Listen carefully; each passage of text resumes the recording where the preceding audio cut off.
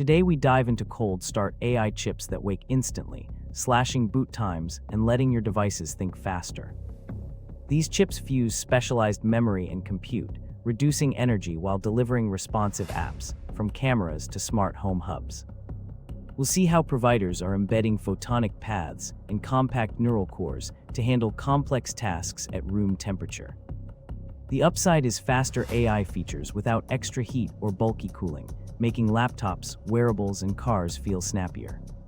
But smarter hardware means tougher privacy choices and clearer data use, so understanding settings becomes part of everyday tech literacy.